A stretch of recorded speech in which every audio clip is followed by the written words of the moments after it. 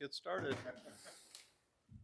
You guys never pigeonhole what you're going to do draft wise, no matter where you're selecting. But this year, especially when you've got basically everybody back on defense, you filled your offensive needs. How much of a luxury is it that you can be pretty choosy and go really in any direction with this stuff? Yeah, unfortunately, we don't get to turn in the picks that the other teams make, so we have to be flexible down at the bottom of the first round. And we consider it like taking some of the high picks in the second round that we've had. So we feel good about our ability to do that. We're not going to turn down good players at positions that might not be immediate needs. So we'll see what's left for us, and we think there's a good pool of guys. And so we think we've got a good chance to add somebody that can contribute now and in the future. What do you think just of the class as a whole this year? It's there's probably more players in this than maybe through COVID. So maybe the back part of the draft's a little deeper, but it's an average draft throughout. There's no real takeaways one way or the other.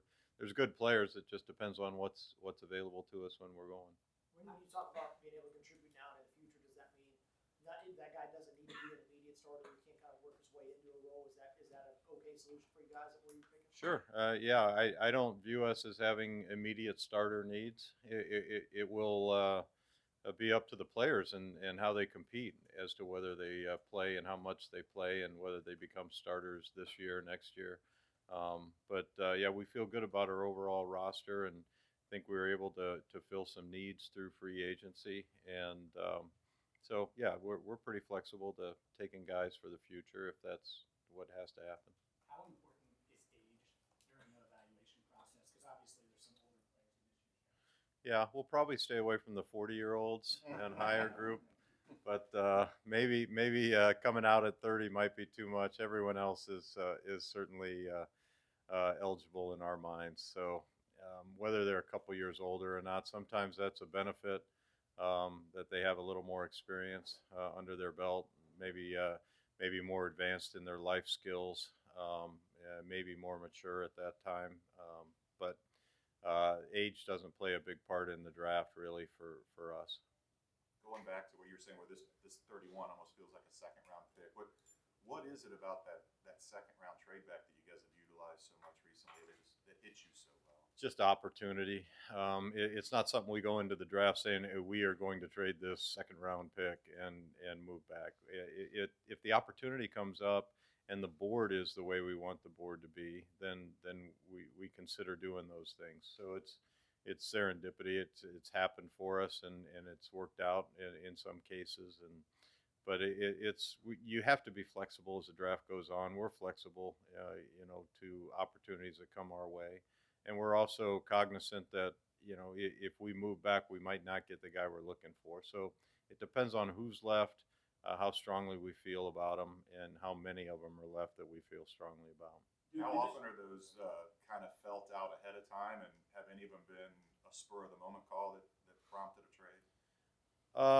Most of them are spur of the moment calls that prompt a trade. As your pick is coming up, there's rarely trades done early.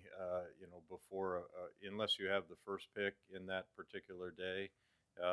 Most of them are as you're coming up on your pick, and you're fielding calls, and you're trying to determine whether you want. And maybe we're the aggressor trying to move back. But that normally doesn't happen. Normally you field calls and for trade back scenarios. For trade up scenarios, you're normally the aggressor if you're trying to go get somebody. That's two false starts on me. So I'm back now. You mentioned not needing immediate starters, Duke, but how much do you want to add depth at corner on this team right now? Yeah, I think anybody can look at our roster and see that we need some more guys there. The DB area is an area that we're going to look at. We're not going to force anything, so it's going to have to be the right guy at the right time. But yeah, that's a position where we can use some reinforcements for sure. At the top of this draft, how much do you like the cornerback position as far as just the guys that are up there, what strengths they might have for your team? Yeah, there's good players. There's very good players. I don't know how many of them we're going to have access to. If you could tell me who's going to be there when we pick, I could help you with the rundown a little better. But there's very good players, and we'll see how they compare, to the guys that are left at the other positions. And like I said, we're not going to force something. We're going to take what's given to us at that point. Duke, how important is it to have all the conversations about any player you might be taking, especially in the first 2 days, have that all done before you go into Thursday and Friday nights? Yeah, I mean, that's what we've been doing the past month. We rank them by position. We talk through everything. We try to stack the position groups. Then we start talking, how to stack them regardless of position. And that's what we're doing. We did that this morning. We'll continue doing that this weekend, early next week, and try to solidify exactly how we stack these, player A versus player B, player C, and, regardless of position. And sometimes there's big drop offs in that stack.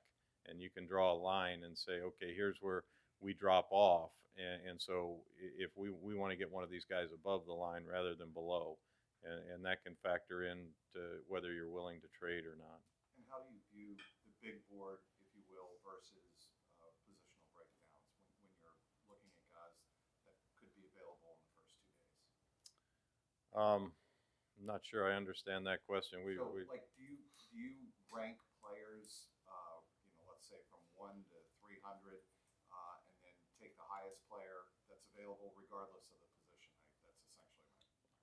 Within reason, we put them in buckets more than ranks. So we won't leave a bucket of players, like players, similar players, players that are very comparable in ability levels.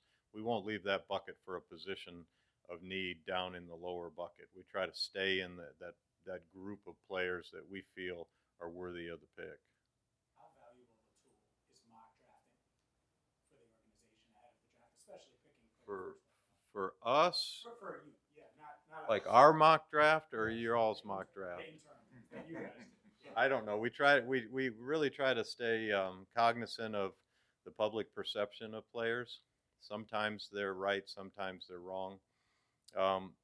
We go through an exercise and we try to mock 3 rounds. It's always kind of a worst case scenario because everybody in the room that gets to picks the ones we like, and so you end up with nobody you like in our mock drafts because we've taken them all before we pick. But we go through the exercise and it's almost like a worst case scenario for us. And if you feel good about who we end up in that exercise, you're going to come out of the draft feeling pretty good. Seemed y'all did pretty well for agency getting, Chidobe and Eli, and guys who were starters for you guys last year. Why were they able to be so successful with the certain traits that you guys saw that ended up playing out and coming to fruition on the field? They like football, and they're prideful of their play, and they prepare, and they have the physical traits we look for, and they had some proven qualities, throughout the tape that we studied on them, proven NFL qualities, and like I said, the number one thing, you got to have the attitude to play in this league.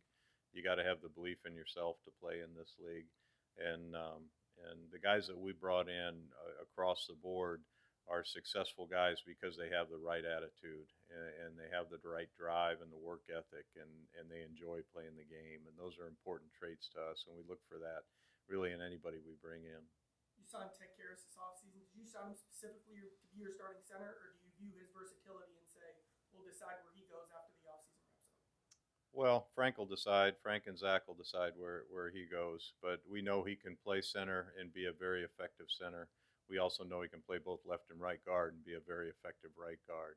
So it was really a positive when he was interested in us and we were able to get that done.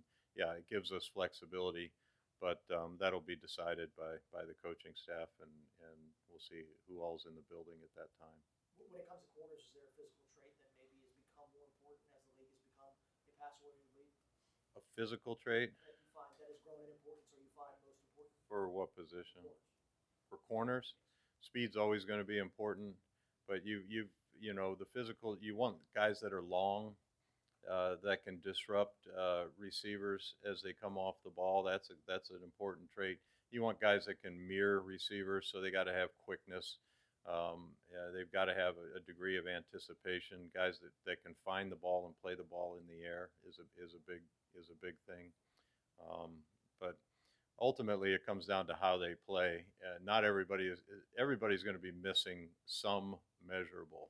You know, Mr. Perfect is never there, but you have to decide what you're willing to put up with and what the guy can overcome in his play. And if he's overcoming it in his play, then you feel good that he can continue to do that.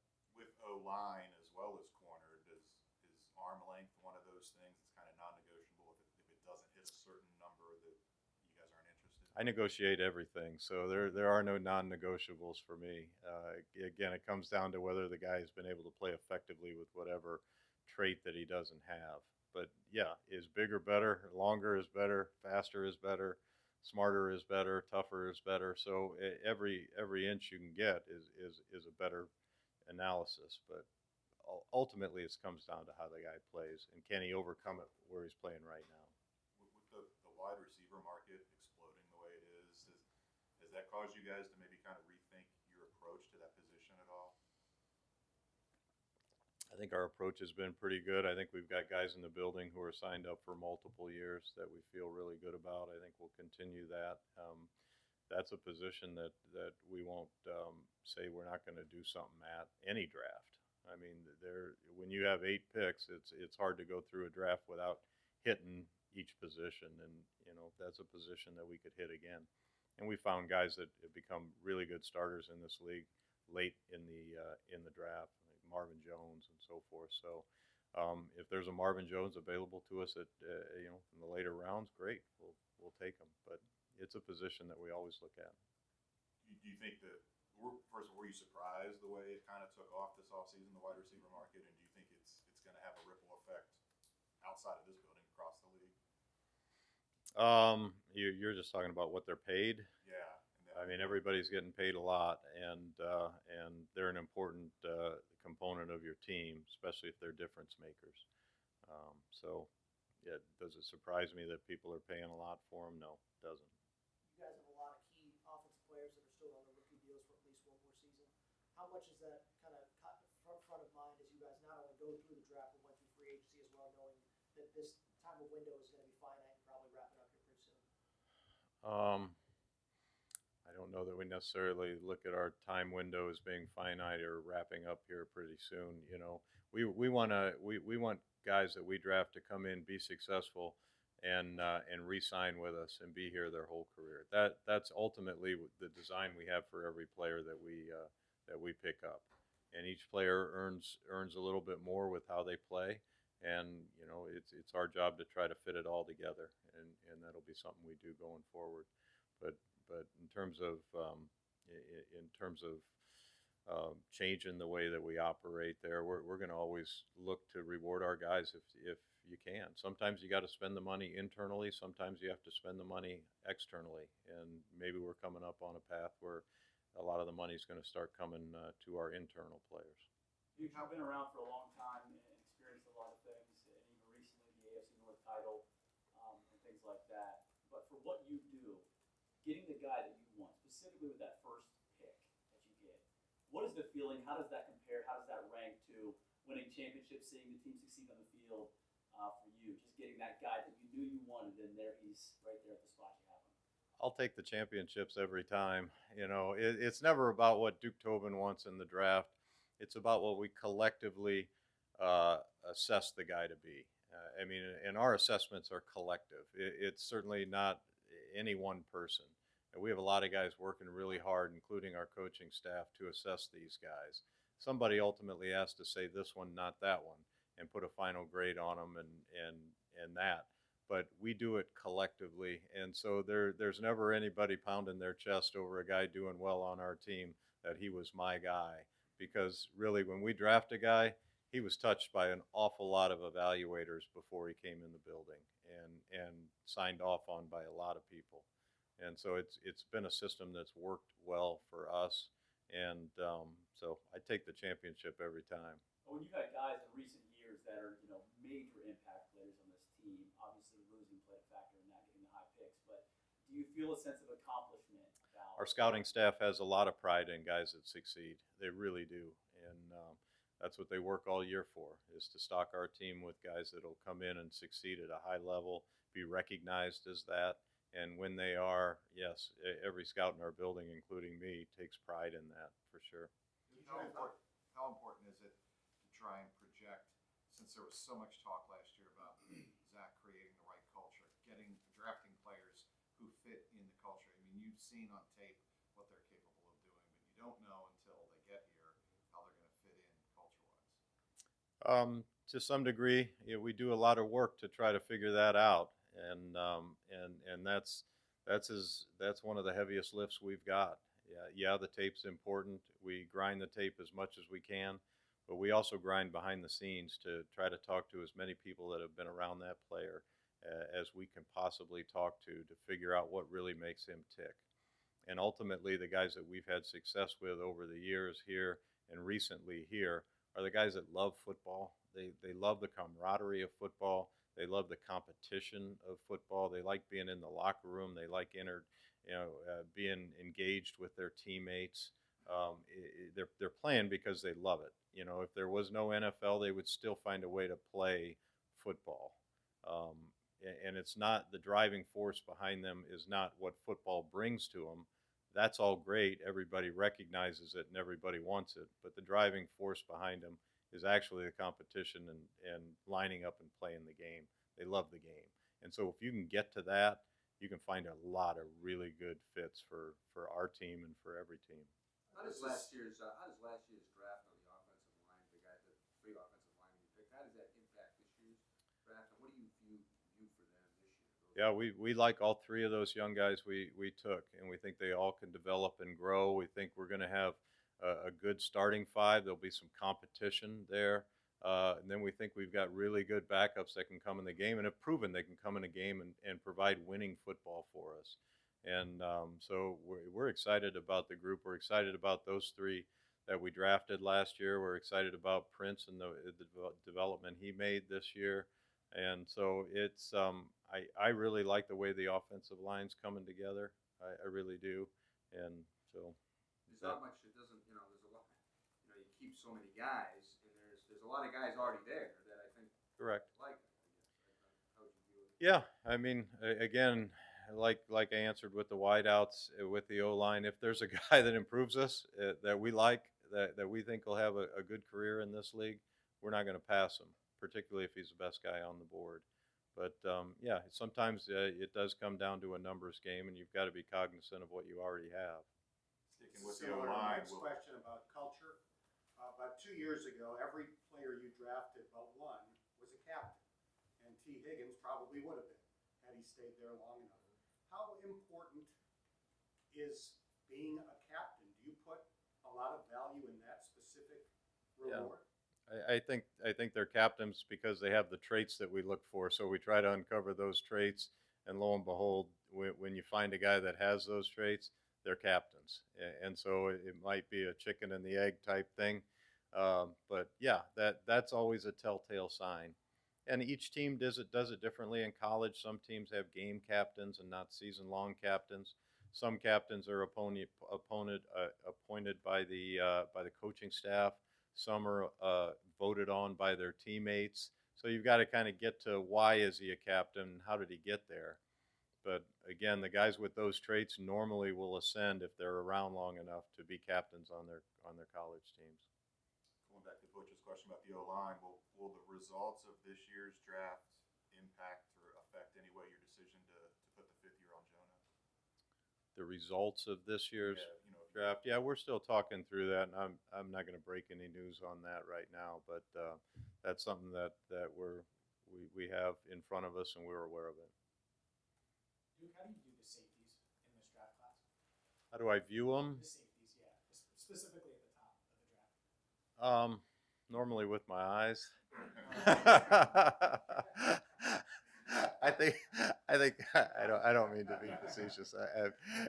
I'm not going to name names or anything like that, but there are some safeties to be had in this draft. There always are. There's guys. If you're looking for guys that are versatile, that could maybe play nickel and free safety, there's some of those guys. If you're looking for strong safety types that can drop down and play maybe a dime linebacker at times, there's some of those guys. There's some that can play both free and strong, which is good. versatility in the safety area is one of the big traits that we look for because we're multiple in how we play those guys, and we want multiple traits in them when we bring them in the building. So we think there's some guys that are good players. Again, I can't predict what's going to happen in front of us in any round, but yeah, it's a decent safety draft for sure. Are there things about scouting that you had to do differently because of the pandemic the last couple of years that you've actually found have helped you guys now that things are back to normal? Are there certain things that you've actually said this is something we want to implement now? Yeah, no, I think that's a good question. We do maybe a little more Zoom interviews with guys now that everybody in our building's comfortable with that technology, and so you can get a really good interview with a guy, spend an hour with him on a Zoom, have them talk football, maybe share video over the Zoom. So there's some technology components that we've been able to take advantage of and have used to get to know the kids a little more than maybe we otherwise would have. With that being said, are there things that you can only glean from being in person that you can't through the Well, virtual I think process? an in-person encounter is always a little more informative than an over-the-computer encounter.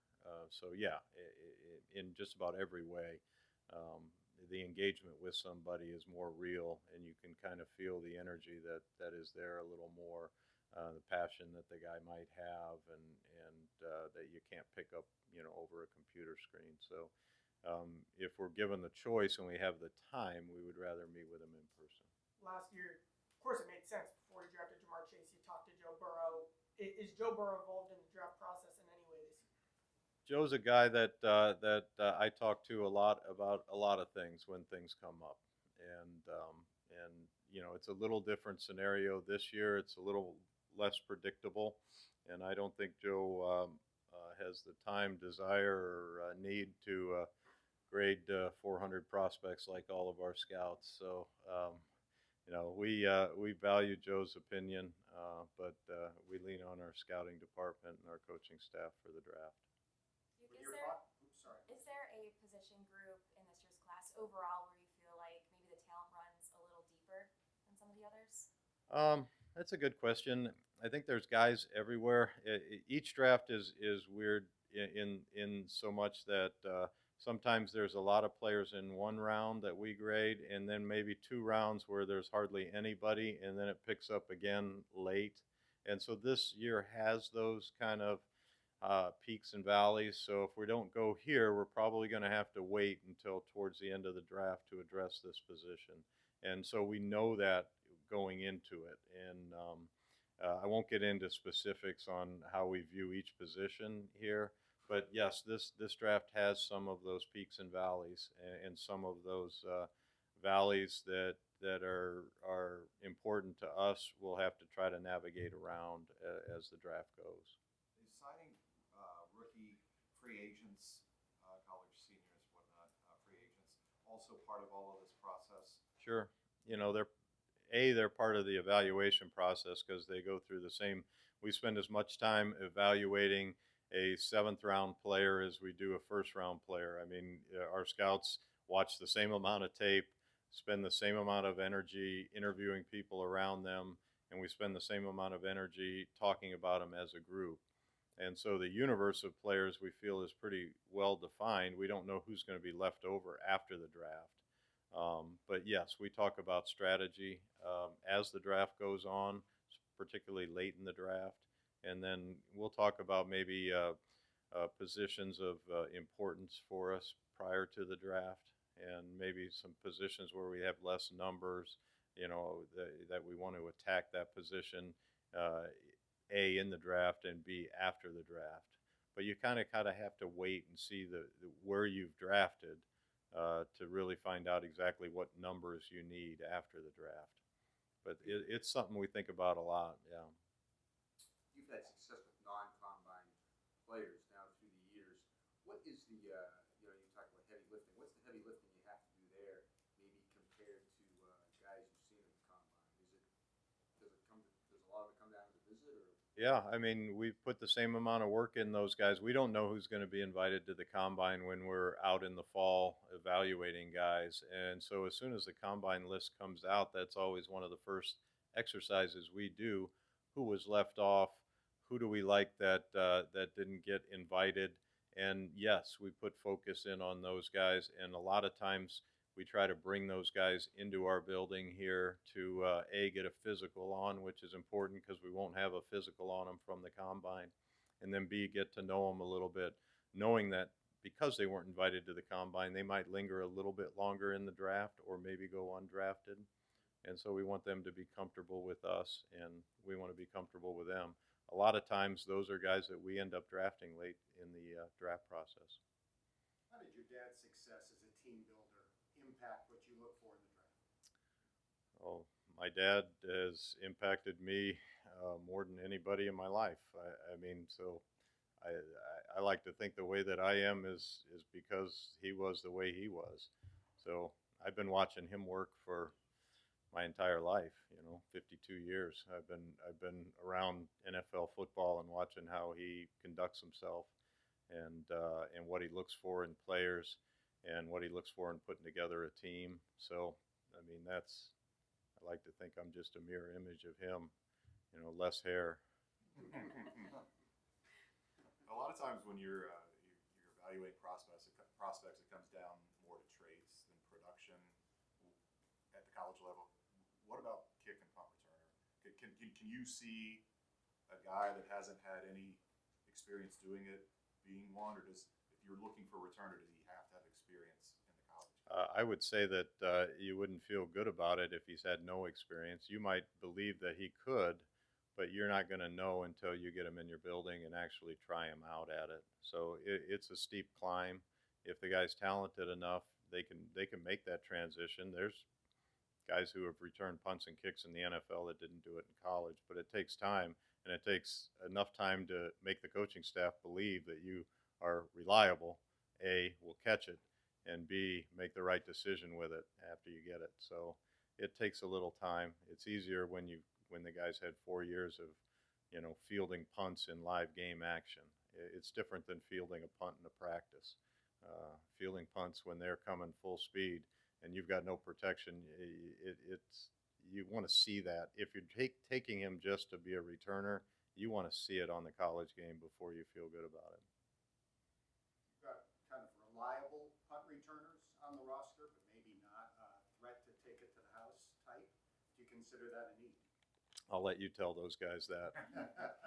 Um, yeah, we'll look at guys that can return. We value the ball. Especially with our current team, we want the ball. We want our offense after the play's over to be running out onto the field. Now, if we can score, that's a bonus. If we can flip the field position, that's a bonus. But we believe in our offense and we want the ball. So that's the first priority with the punt return unit. And then whatever else they can get beyond that, that's great. But at the end of the play, we need the ball. And I think a lot of teams are that way. If we didn't believe we could move the ball or score, then maybe we would be trying to manufacture it in different ways. But if we can get a punt returner that score, we'll take it. If he scores and the offense doesn't get to go out there, we'll take that one every time. So we look every year for guys that have redeeming traits on special teams, not just the returners, but guys that cover well on punt team, and guys that cover well on kickoff team in college. Those are traits that are important for guys that don't start on your team. So we spend a lot of time trying to uncover whether those guys have those traits when they walk in the building. What traits do you value at tight end? Well, I like big, fast, strong, and tough. I like guys that catch the ball when it's thrown to them. I like guys that can separate man coverage. I also like guys that can find the soft spot in the zone, which is a big part of what a tight end does. Availability to the quarterback. Does he have a natural feel to be available to the quarterback? Can he slide away from underneath coverage? Does he have that ability? And it's an innate ability to know where the opening is. I think if you can't block, it's very difficult to use you. I think you got to have some degree of blocking ability. Otherwise, they'll just consider you a wideout and play you accordingly. So obviously the game has gone to a passing game, and so you would maybe say that the receiver type tight ends are a little ahead of just the blocking types, but you need those blocking types that they can make your offense work. Everyone good? Perfect. Thank you, Duke. Thank you. Thanks, Duke. All right, guys.